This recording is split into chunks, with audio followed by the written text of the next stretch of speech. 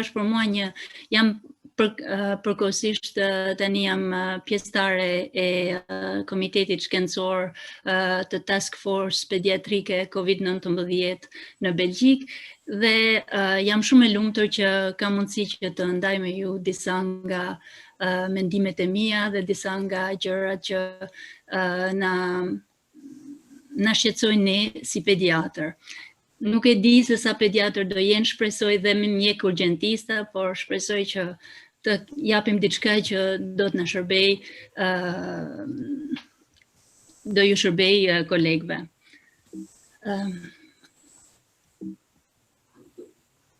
Më falni. Plani prezantimit, do më thënë, nuk mund të filloja këtë prezantim pa folur pak mbi historikun e koronaviruseve dhe të SARS-CoV-2-shit, rolin e fëmijëve në transmetimin e SARS-CoV-2-shit, pandemia dhe fëmijët, klasifikimi i sëmundjes COVID-19 në moshat pediatrike dhe sidomos do të bazohemi gjatë këtij prezantimi mbi sindromen inflamatore multisistemike tek fëmijët e lidhur në kohë me infeksionin nga SARS-CoV-2. Një sëmundje e re edhe për ne pediatrët, të cilën nuk e kishim hasur më përpara. Diagnostikimin dhe terapinë e saj. Atëherë, kush janë koronaviruset humane, ose të quajtura HCOV, ato njihen që nga viti 1900, koronaviruset njihen që nga viti 1930 dhe mendohej se ishin vetëm koronaviruset që jepnin sëmundje vetëm tek kafshët. Janë viruse RNA, në vitin 1960 ato u njohën që japin sëmundje tek njerëzit, pra u desh 30 vjet që të kuptohet që ato japin sëmundje edhe tek njerëzit. Praktikisht në klinik deri në vitet 2000 kur filloi me SARS-in dhe pastaj në 2015 me MERS, koronaviruset nuk njiheshin shumë në praktikën e përditshme të pediatrëve, as të mjekëve tjerë, vetëm në rastet kur ato infektonin persona që ishin me imunodepresion. Mos të harrojmë, kjo është shumë kurioze që ta dëgjojmë, është se koronaviruset humane janë shkaku i dytë i ftohjes së rrugëve sipërme të frymëmarrjes pas rinoviruseve dhe reinfektimi është i shpejtë. Kjo tabela që ju kam ofruar, që kam vënë këtu, përmbledh grupet e koronaviruseve. Është një tabel e marrë nga libri Sarah Long, që është një nga librat më të shquar të infeksiologjisë pediatrike, edhe është në 2018. Kjo tabel tregon gjitha grupet e koronaviruseve, alfa, beta, delta dhe gamma koronaviruset. Sëmundjet tek humanët sot japin vetëm alfa dhe beta koronaviruset dhe mund të shohim këtu tek beta koronaviruset që në vitin 2002 u njoh SARS-CoV, që dha edhe ajo një sindrom akute sindrom respiratore akute dhe më pas 12 vjet më pas MERS-i që dha edhe ajo një sindrom pothuajse letale për 35% të prekurve. Voilà, kjo ishte në vitin 2018. Kjo tabel e mora nga Nature Reviews, një nga e publikuar tani në tetorin e 2020-s. Është pak interesante të shohim gjitha të linjën e ngjarjeve që na prekën të gjithëve, ka më pak e ka më shumë që nga dhjetori 2019, ku shohim se filluan ato grupet e para të pneumonisë virale që u njohën dhe që u diagnostikuan në Wuhan. Jemi në dhjetor të 2019, atëherë ku pjesa e tjetër e botës përveç Wuhanit bënim planet dhe mendonim për jetën tonë të vitit të ardhshëm, kur që koronavirusi 2 mendonte diçka tjetër. Pastaj në 9 janar, do doja dhe këtu në 9 janar u diagnostikua dhe u identifikua kjo patologji e dyshimtë dhe e panjohur si koronavirus.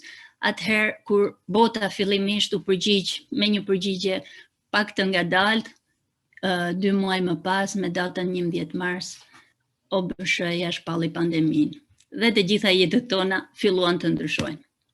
Atëherë, derisa sot mund ta shikojmë, kjo është një Worldometer, jemi në 74.700.000 raste të koronavirusit në botë, me mbi 1.660.000 vdekje, dhe kjo thuhet se është e nënvlerësuar se realisht ka shumë më tepër njerëz të vdekur nga një sëmundje ose direkte ose asociuar nga SARS-CoV-2. Çfarë dim për SARS-CoV-2 dhe për fëmijët? Atëherë, fëmijët e infektuar nga SARS-CoV-2 e dim, të gjithë pediatrit që mund të jenë e din shumë mirë këtë, po edhe mjekët e tjerë, kanë simptoma të lehta, shqyrëzotit dhe shërohen kollaj.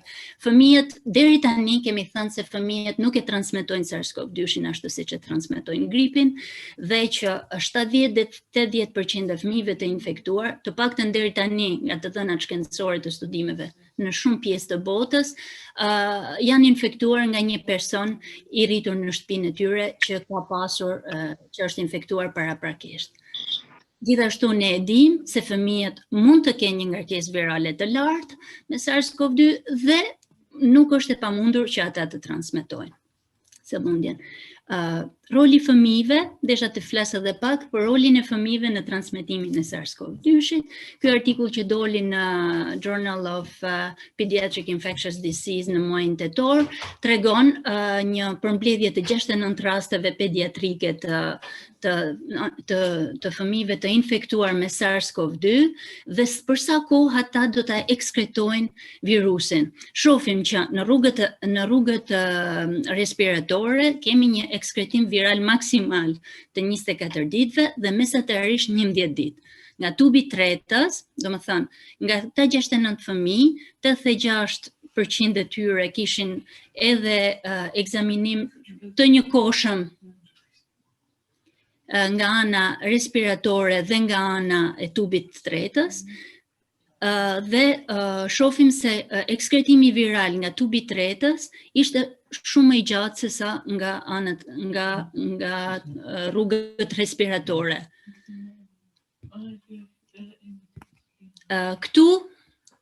Këtu mund të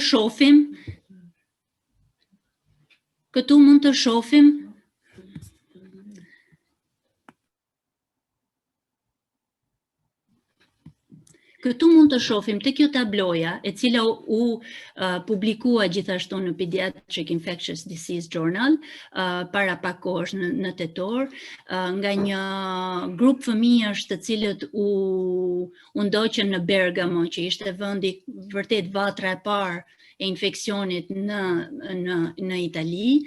Shohim se fëmijët që ishin 27, do më thënë kemi një kohort me 127 pacient, ata që kishin, fëmijët që kishin një ecuri më të rëndë, kishin edhe simptoma gastrointestinale. Nëse shohim këtu, të gjithë të pranuarit që ishin në reanimacion pediatrik, kishin simptoma gastrointestinale. 18% e pacientëve që kishin një ecuri të thjeshtë apo që s'kishin simptoma, ata vetëm 18% e këtyre kishin një shfaqje gastrointestinale. Do me thënë, duhet të kemi pak kujdes e tërheq vëmendjen e pediatrëve apo të mjekëve urgjentisë që mund të hasen me fëmijë ose të mjekëve të shtëpisë, që në rast sëmundje, në rast temperature dhe shfaqje gastrointestinale të fëmijëve të kenë kujdes për ecurinë e tyre. Desha t'ju të shpjegoj këtë tablo, këto të dy grafike që janë publikuar me datën 11 dhjetor nga CDC Mortality and Morbidity Weekly, që tregojnë, domethënë nga aksi Y tregojnë numrin e vizitave numrin e fëmijëve që kanë vizituar emergency urgjencat. Dhe aksi X tregon dhe javët e vitit. Në ngjyrën blu të lehtë shohim vitin 2019 dhe në ngjyrën blu të theksuar është viti 2020. Flasim për të dyja grafiqet, nga ana e majtë është numri total i fëmijëve që kanë vizituar urgjencat për neglizhencë apo për ndyshim abuzimi, kurse nga ana e djathtë shohim proporcionin e fëmijëve që kanë shkuar në urgjenca por proporcionin e fëmijëve që kanë shkuar në urgjenca për abuzim. E shohim që ka më pak fëmijë që vizitojnë urgjenca. Do më thënë, kjo ngritje që kemi në vitin 2020 mund të jetë shpjeguar nga ulja e vizitës së fëmijëve në urgjenca. Mirë po, këto dy grafiqe nuk thonë të gjitha, po që se nuk lidhen edhe me grafikun që vjen më vonë. Këto të dy grafiqe tregojnë numrin e fëmijëve, do më thënë ai majti është përqindja e fëmijëve që vizituan urgjencat dhe që ushtruan në spital, kurse nga e djathta është numri i përgjithshëm i fëmijëve që erdhën në urgjenca dhe që për abuzim ose për neglizhencë dhe që ushtruan. Do më thënë, këto dy grafik flasin vetë me numra, se ka më pak fëmijë që shkojnë, ata që janë të neglizhuar apo ata që janë të abuzuar mbase shkojnë më larg, por kanë shenja të një abuzimi më të theksuar apo të një neglizhence më të theksuar, aq sa për t'i bërë klinicistët që t'i shtrojnë këta fëmijë në spital. Do me thonë, kjo është një nga mesazhet që doja t'ju transmetoja të gjithëve dhe sidomos pediatrëve, është që fëmijët kanë vuajtur shumë në rastin e kësaj pandemie. Zhvillimi i tyre ata vuajnë shumë sepse u ndalua zhvillimi nga ana psikologjike, shohim që edhe janë më të abuzuar në krahasim me vitet e tjera. Do më thënë, ne shohim këtë pandemi tek fëmijët, pavarësisht se ata janë më pak të sëmur, ata e vuajnë këtë situatë shumë më tepër se sa adultët. Edhe në lidhje me zhvillimin që ka një fëmijë, që është fundamental të shkojë në shkollë dhe të shoqërohet me shokët e vet, është shumë e vështirë që është një situatë shumë e vështirë dhe që do të ketë pasoja afatgjata tek fëmijët. Tani, të kalojmë pak më tepër në klinik. Në këto më falni se kjo tabela është në frëngjisht, por është pjesë e një studimi që është bërë në anglisht nga Kyotos et al, që flet për kategoritë e fëmijëve të smur me COVID-19. Kemi 5 kategori: asimptomatikët, kuptohet se çfarë janë, fëmijët që janë të sëmur lehtë, domethënë që kanë thjesht një prekje të rrugëve superiore, modere që janë pak më tepër të sëmur, po prapë që s'ka nevojë për oksigjenoterapi, pastaj fëmijët e smurënd që kanë nevojë për oksigjen dhe fëmijët që janë në fazë kritike, të cilët duhet të ventilohen apo që vinë në shok apo në koma. Terapia e propozuar për fëmijët në gjendje të rënde kritike, sepse për të tjerët është thjesht trajtim me paracetamol. Fëmijët që janë në gjendje të rëndë, ata është pranuar tashmë, edhe OBSH-ja e rekomandon që të përdorim glukokortikoidet. Kuptohet që mund të japim edhe antibioterapi nëse mjeku trajtues mendon se ka një mbi-infektim, por zakonisht nuk jepet mbi-infeksioni në rastet e fëmijëve që kanë thjesht nevojë për një oksigjenoterapi është shumë i rrallë. Fëmijët që janë në gjendje kritike, ashtu siç edhe ata që janë në gjendje të rëndë, duhet të përfitojnë nga glukokortikoidet. Gjithashtu, e tjetra që mjekët duhet të konsiderojnë është remdesivir. Pavarësisht se kjo u hoq nga OBSH-ja në publikimin e fundit me 22 nëntor, që doli që në fakt remdesiviri nuk jep asnjë lloj ndryshimi në ecurinë, as në sëmundshmëri, as në vdekshmëri, ne e rekomandojmë në rastet shumë të rënda dhe sidomos në kuadrin e një studimi klinik. Tani, desha t'ju them pak më lehtë, desha t'ju shpjegoj 2 raste klinike. Kemi një rast klinik të një fëmije që erdhi në fillim të majit, një vajzë 10 vjeçare që kishte temperaturë prej 3 ditësh, maksimumi 39, me pak dhimbje gryke, pak lodhje, të vjella, me nauze, kishte edhe një konjuktivit, meningizëm që u interpretuan në sallën e urgjencës si meningjit, dhe mamaja ndër të tjera, përveç këtyre simptomave, thotë që mendonte se vajza kishte një alergji në dorën e djathtë dhe i dha një cetirizi, Nazirtex, si i themi ne. Në ekzaminimin klinik, mund të shohim se vajza kishte pak somnolente, ajo kishte qafën që ishte ngurtë, Brudzinski ishte i dushimt, dhe Kerning ishte negativ. Shohim se ajo kishte edhe një takikardi dhe sidomos se kjo fëmijë kishte një hipotension, do të thonë erdhi në sallën e urgjencës me takikardi, me temperaturë, alteracion të gjendjes së përgjithshme, meningizëm dhe simptoma gastrointestinale. Kishte një vështirësi shumë të madhe në shërbimin e urgjencës që të rrisnim tensionin. Fëmia u mbush 3 herë, u bë liquid challenge 3 herë dhe përsëri ajo ngelte me tensione limite. Një analizë gjaku e para gjak komplet tregon se kishte një leukopeni limit, polineutrofili, 98% të rruazave të bardha ishin granulocite, limfopeni sever me 2.7%, limfopeni e rëndë me 2.7% limfocite dhe një trombocitopeni 121.000 për mikrolite. Gjithashtu, mund të vërehet se kishte edhe një shenjë të inflamacionit shumë të rëndësishme me PCR 358, një insuficiencë renale e lehtë edhe një natriemi që ishte limit. Pastaj, fëmia u trajtua me mbushje me liquid challenge 3 herë me NaCl, me serum fiziologjik, u vendosën antibiotikët dhe mjeku i dha dhe kortizon. Ndërmjet ditës së 3 dhe ndërmjet ditës së 6, vajza që u transmetua në reanimacion,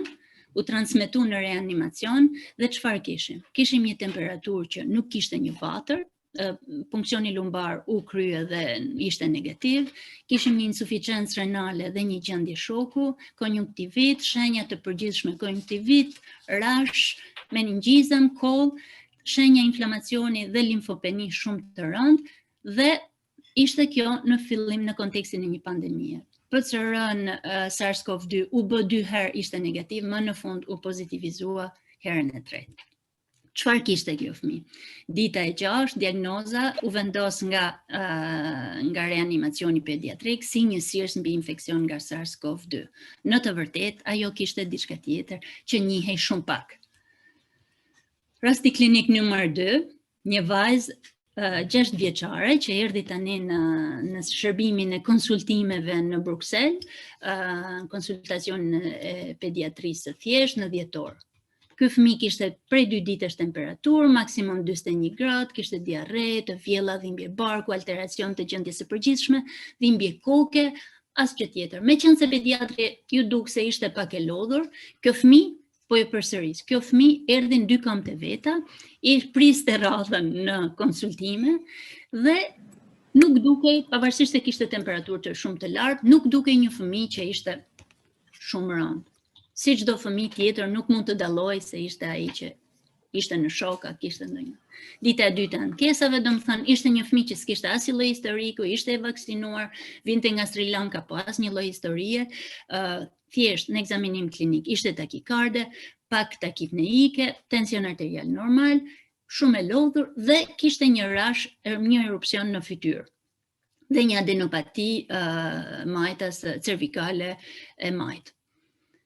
Bëm një biologji që tregon 9.7 dhe hemoglobin, ruazat e bardha rreth 10.000, më tepër formul, më tepër neutrofilike, granulocite, një limfopeni 30%, trombocitet normale, një PCR 144, por çfarë mund të shohim këtu? Që kishte një hiponatriemi, shumë të rëndësishme, 127, e shoqëruar me një hiperglicemi rreth 200, gjë që nuk e shohim kurrë tek një fëmijë që ka një gastroenterit. Kaliumi ishte normal, duke pas parasysh se si ishte fëmia dhe që e shohim që kishte edhe çrregullime elektrolitesh, u bë edhe një CRP të lartë, u bë radiografia toraksit normale. Pastaj, duke pas parasysh të gjitha këto simptoma dhe duke pas parasysh hiponatriemin, limfopenin dhe që fëmia kishte simptoma të përgjithshme nga gjithë trupi, bëjmë dhe një analizë të NT-proBNP, të hormonit brain natriuretic peptide, që ishte shumë i lartë, i cili tregon në rastet, është i dozuar në rastet e insuficiencës kardiake.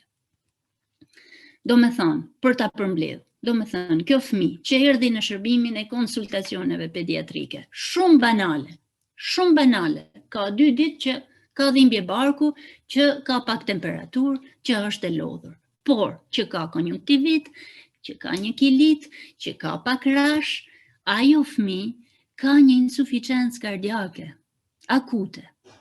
Një ekografia e zemrës tregon që kishte një disfunksion të ventrikulit të majt me një fraksion në ejeksioni, kardiologët do ta njohin më mirë, e ulur 43 deri në 48 maksimumi. Në këtë moment bëjmë SARS-CoV-2-shin, PCR-i del negativ dhe një serologji shumë pozitive. Fëmija I japim imunoglobulinë, edhe antibiotik, e transferojmë në reanimacion pediatrik. Për 24 orë, evolucioni I jashtëzakonshëm, ndalohet temperatura, normalizohet funksioni I hedhjes të ventrikulit të majt, çdo gjë shkon drejt normalizimit. Ulet pro-BNP-ja, të gjitha shkojnë drejt normalizimit. Çfarë kishte edhe ky fëmijë? Mos ta harrojmë, e para fëmijë ishte e shokuar, erdhi e shokuar me një tension që ra deri në 5, ishte 7 me 4 për një fëmijë 10 vjeçar. E dyta erdhi në 2 kampe të veta në një shërbim konsulte dhe kishte simptoma shumë banale. Në të vërtetë kjo fëmijë kishte insufficiencë kardiake. Atëherë, çfarë do flisja dhe prandaj desha t'ua ilustroja pak me këto 2 raste klinike. Dhe kemi të bëjmë këto fëmijë kishin ato që quhet MISC, ose sindroma inflamatore multisistemike tek të fëmijët përkohësisht e lidhur me SARS-CoV-2. Incidenca e përshkruar deri tani është 1 fëmijë për 100.000, por ka mundësi që të jetë nënraportuar. Të dhënat amerikane nga CDC-ja, që ka një kohort rreth 1270 fëmijësh, japin një fëmijëve të rinj nga 0 deri në 20 vjeç, japin një mesatare të ndodhjes së miskut në moshën 8 vjeçare. Por ka raste, siç e tham, në të gjitha këto mosha deri në 20 vjeçare. 75% më tepër në Amerikë janë tek fëmijët me origjinë afroamerikane apo fëmijët me origjinë hispanike, latino, dhe 99% të rasteve të diagnostikuar me misk në Shtetet e Bashkuara kishin prova infeksioni ose me serologji ose me PCR, infeksioni me SARS-CoV-2. Dhe 1% që ngelte ishin fëmijë që ishin të ekspozuar me një person që kishte COVID-19. Nga këta 1269, 23 vdekje. Zakonisht, tek këta fëmijë, misku ndodh tek 2 deri në 4 javë pas infektimit me SARS-CoV-2. Dhe ndryshimi vajza-djem është pak a shumë I njëjtë. Tani, kjo tabelë, kjo figurë e marr nga Children, nga një publikim në revistën Children në muajin e qershorit, e ilustron të gjitha ato çfarë mund të shohim tek një fëmijë I prekur me misk.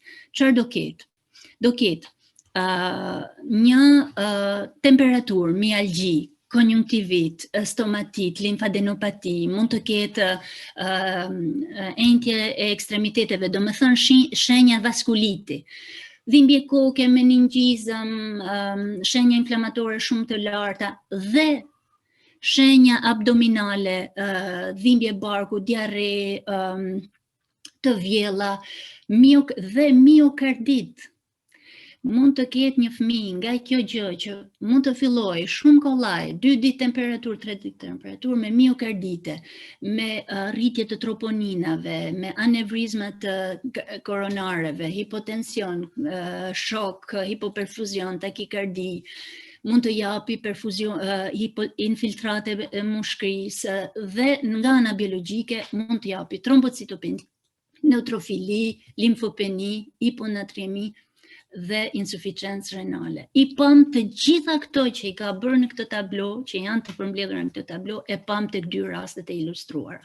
Do me thënë, është një diçka që I sëmur shumë fëmijët, është shumë e rrallë, por fëmijët mund të sëmuren dhe të kenë një ecuri shumë të rëndë pas kësaj sëmundje. Dhe falenderoj edhe të gjithë që më ftuan. Qëllimi I këtij prezantimi është që fëmija që mund të ketë misk, çelësi I evolucionit të mirë është që të njihet kollaj, të njihet në sallën e urgjencës, të njihet tek mjeku i përgjithshëm, të njihet atë kur të shkoj në urgjencat kur ta shofi një urgjentist, sepse nëse nuk e njohim menjëherë, atëherë pasojat mund të jenë shumë të rënda. Një webinar që u bë këtë javë në Francë, thoshte një seri prej 10 rasteve fëmijëve ku kishin kaq shumë dhimbje barku, fëmijë me misk, kishin kaq shumë dhimbje barku sa u operuan, kishin kaq shumë dhimbje barku sa fillimisht nuk guxonin dhe shok, sa nuk guxonin që t'i fusnin që t'i operonin. Kishin 3 terapi antibiotikësh, perikardite, do me thënë, duhet të njihet në kohë dhe duhet që të kemi mundësi që ta trajtojmë.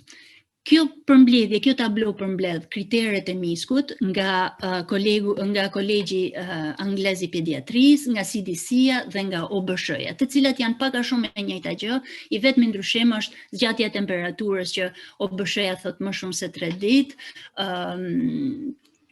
kurse CDC-ja thot 1 ditë. Dhe anglezët nuk e përjashtojnë pranin apo vërtetimin e një infeksioni me SARS-CoV-2, ndërkohë që OBSH-ja dhe CDC-ja, që erdhen si përkufizime më vonë se sa ishin anglezët ata që të parët që e përshkruan miskun, ata e lidhin që duhet të kemi edhe të vërtetohet ose ekspozimi ose infeksioni me SARS-CoV-2.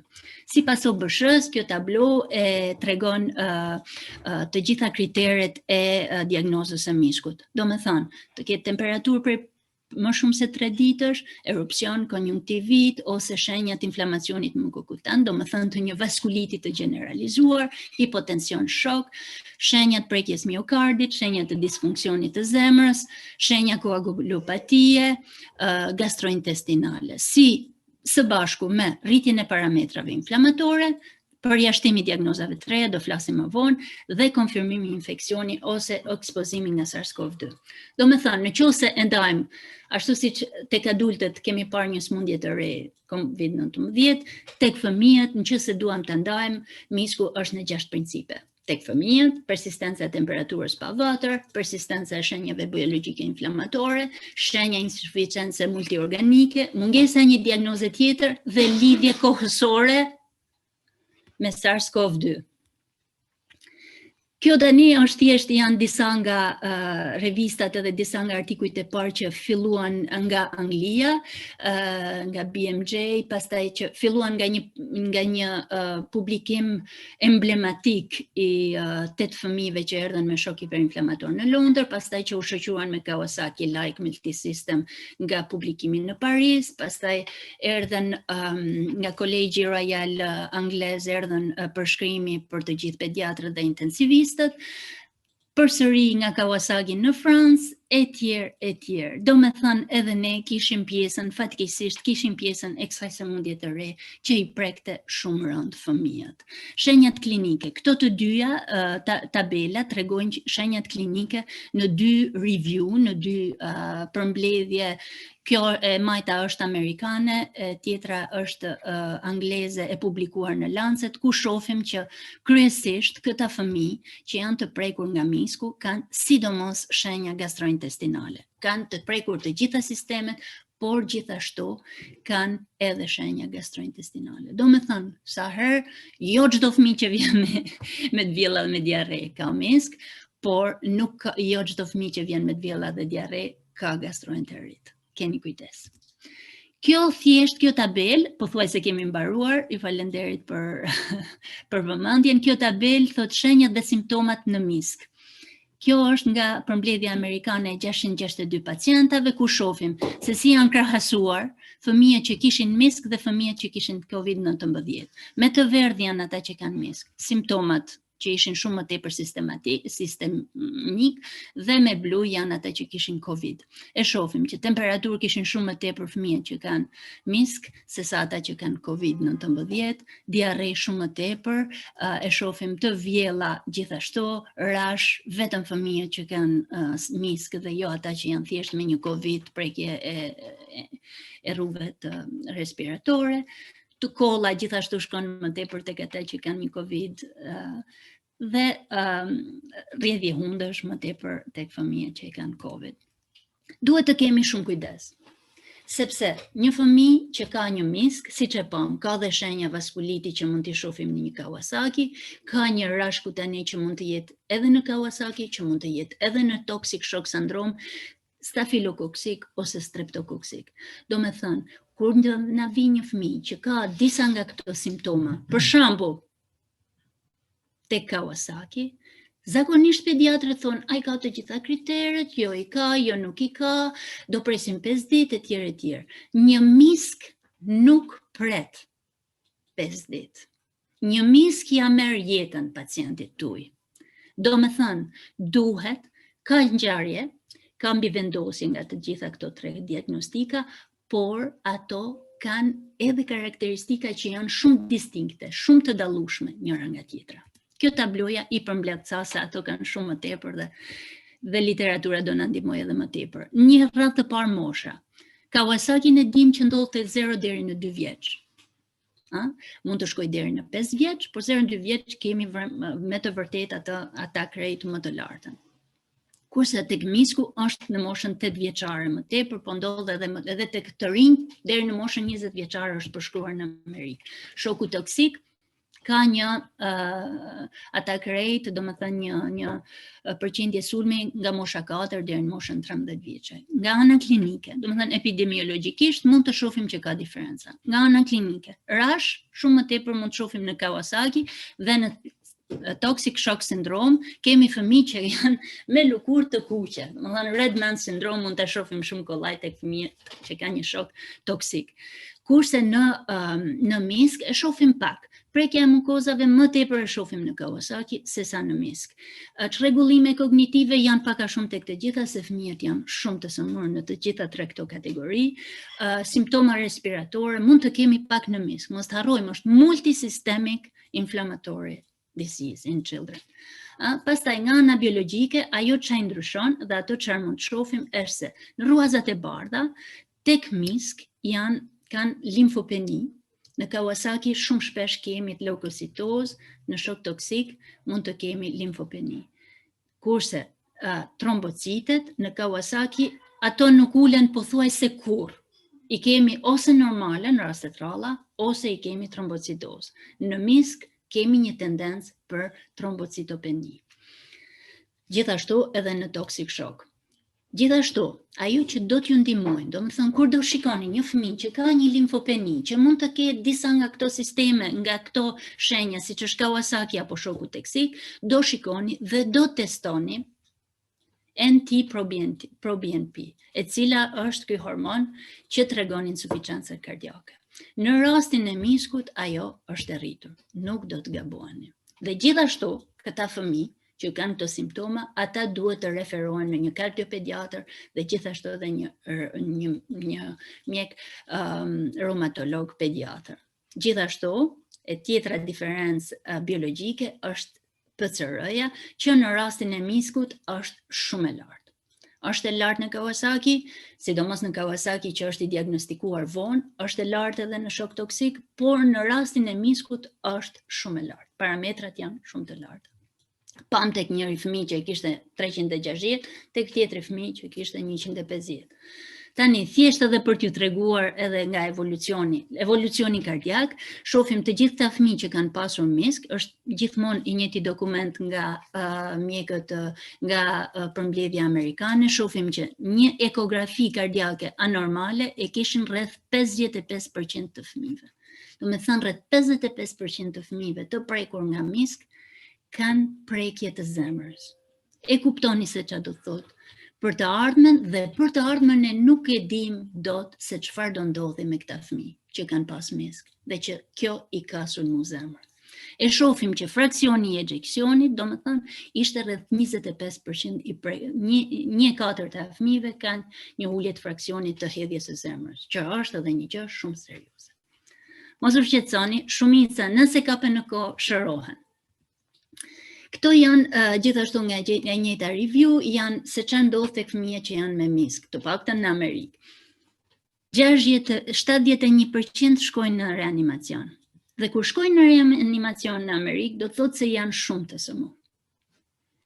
Se në raste tjera në Europë jemi pak më relax, I çojmë më kollaj. Në Amerikë I çojnë vërtet kur kanë vetëm nevojë, sepse rregullat e siguracioneve janë shumë më të ndryshme se sa që ndodh në vendet e Europës apo tek ne në Shqipëri. 60% të këtyre fëmijëve kanë ardhur gjendje shoku, 50% kanë pas nevojë për inotrope, etj, dhe rreth 1.7% të këtyre fëmijëve vdesin.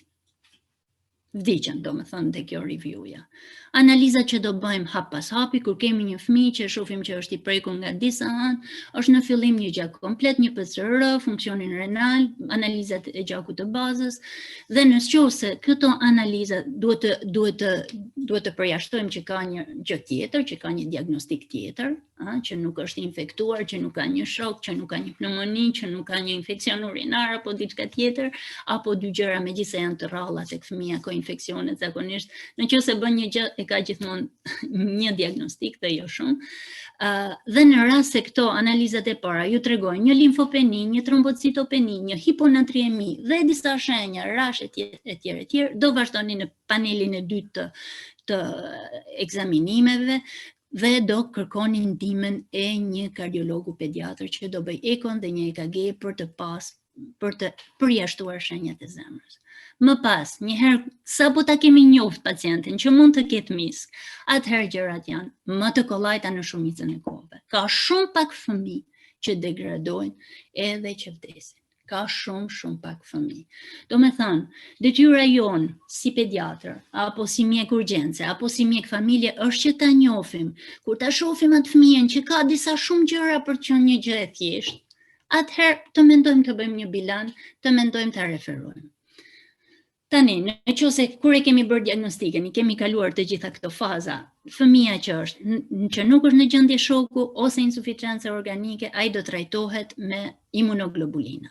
Dhe këta zakonisht shërohen shumë kollaj. Por nëse ka takikardi, nëse ka prekje zemre, bashkë me imunoglobulinat do japim edhe kortizonin. Dhe nëse fëmia është refraktar, pastaj duhet kalojmë në një fazë tjetër, ose të japim metilprednisolon, nëse nuk e kemi dhënë, ose të kalojmë një imunomodulator, antileukinat, anti-interleukinën 1.